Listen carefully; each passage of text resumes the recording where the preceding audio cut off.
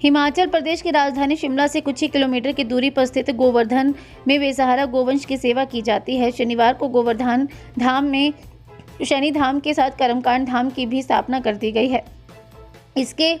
इससे इलाके के हजारों लोगों को परिवार के किसी भी सदस्य की मृत्यु के बाद कर्मकांड के लिए हरिद्वार जाने की आवश्यकता नहीं होगी। सनातन धर्म में अंतिम संस्कार को सबसे महत्वपूर्ण माना गया है। हालांकि मृत्यु के बाद अस्थि विसर्जन के लिए हरिद्वार में जाने की आवश्यकता रहेगी। इस दौरान हिमाचल प्रदेश के राज्यपाल शिव प्रताप शुक्ल ने इस कदम का स्वागत किया। उन्होंने कहा, हर सनातनी, हर भारतवंशी उसे अपनी माता मानता है। उसमें 64 करोड़ देवी देवताओं का वास होता है। पूंछ से लेकर सिंह तक भगवान का निवास होता है। गौ माता को राष्ट्रीय माता घोषित किए जाने के सवाल पर राज्यपाल शिव प्रताप शुक्ल ने कहा कि सभी लोग गौ को माता के रूप में स्वीकारते हैं।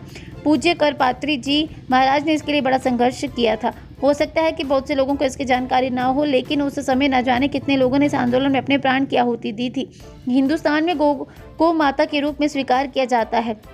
वहीं हिमाचल प्रदेश सरकार में पंचायती राज एवं ग्रामीण विकास मंत्री अनिरुद्ध सिंह ने कहा, इससे इलाके की जनता को फायदा मिलेगा। लंबे वक्त से यहाँ गौशाला चल रही है। अब इस नए अध्याय के साथ इलाके की जगह लाभान्वित होगी। कैबिनेट मंत्री अनिरुद्ध सिंह ने सांसद कंगना रनौत पर निशाना साधा है। उन्होंने कहा, कंगना रनौत को फिल्मों में ही रहना चाहिए, उन्हें डायलॉगबाजी के अलावा कुछ नहीं आता। उन्होंने कंगना पर तंज करते हुए कहा कि उन्होंने अपना बिल खुद नहीं भरा, वह खुद डिफॉल्टर है, मगर इस बात का जिक्र नहीं करेंगी। उन्होंने कंगना रनौत के बयानों को लेकर कहा कि सभी के अपने अपने संस्कार होते हैं, जिसकी जितनी अकल होती है वह उसी तरह की बात करता है।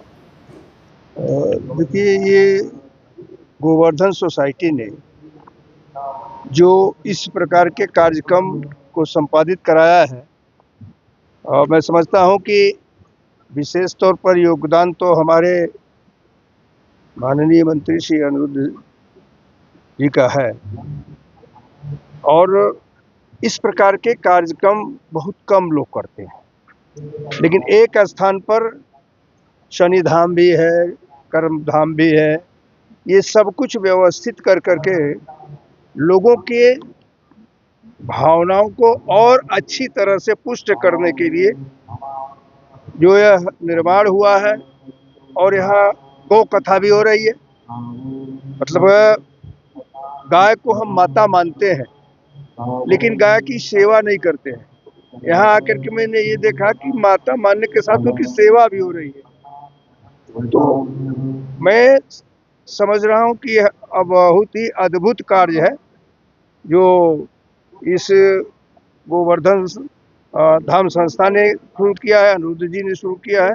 मैं इन सभी लोगों को साधुवाद देता हूं कि सनातन की परंपरा को इन्होंने पूरी तौर पर और अधिक जागृत करने का काम किया, क्योंकि कर्मकांड बहुत महत्वपूर्ण है और वो यहाँ पर जो है हो रहा है। यहाँ से लोग अन्य स्थानों पर जा करके अपने कर्म को करने के दृष्टि से जाते हैं। अब यही संपादित कर लेंगे पंडितों के द्वारा और लोगों के द्वारा।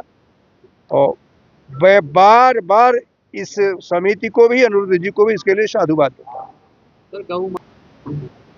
देखिए, हम सभी लोग गौ को माता के रूप में स्वीकार करते हैं, मानते भी रहे।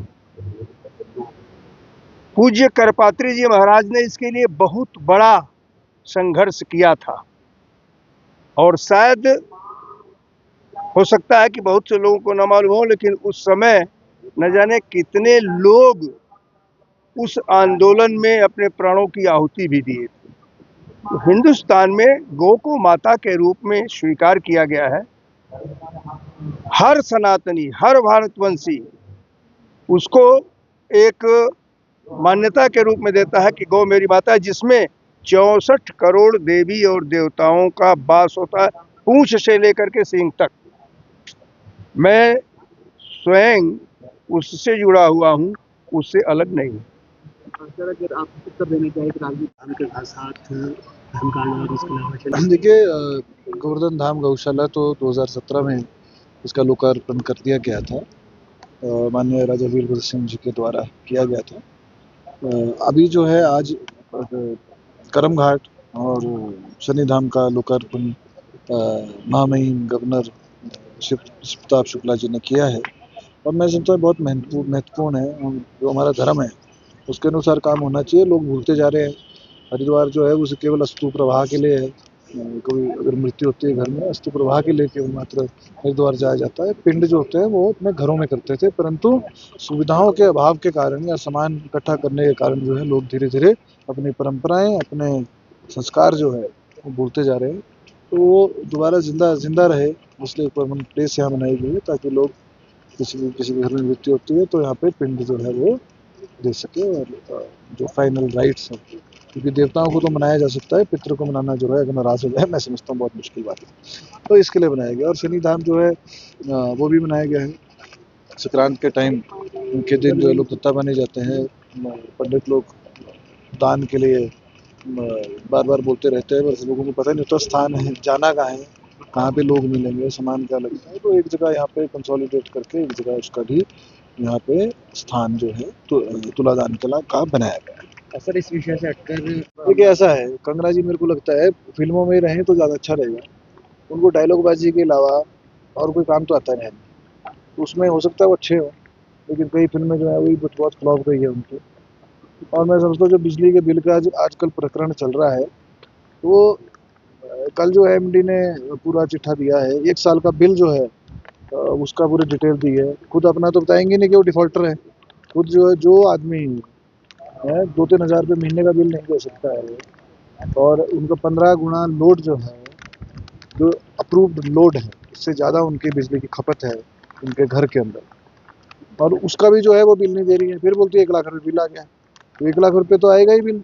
एरियर अगर लगेगा और पेनल्टीज और एरियर और फाइन लगेंगे तो बनेगा ही। उसकी बात तो कर नहीं रही है वो, लेकिन 1 लाख रुपये बिल आ गया, ये उनको जरूर ध्यान है। तो 1 लाख रुपये में अब देख लें, कल उनको नोटिस भी सर्व हुआ है, उनको देख लें किस महीने उन्होंने बिल जमा कराया था, किस महीने नहीं कराया था जमा, और पहले अपनी देनदारी जो है सरकार के प्रति वो पूरी करे, फिर बात करें। ऐसा पॉलिटिशियन और एज की भाषा का प्रयोग करिए, वो किस तरह से देखिए अपने सब में संस्कार है भाई सबके, बात है। एज अ पॉलिटिशियन और एज अ एमपी सर तो जितने जिसका वो संस्कार जो दिया होगा किसी ने, वो उतना आदमी जितने अक्ल है उतना बात करेगा।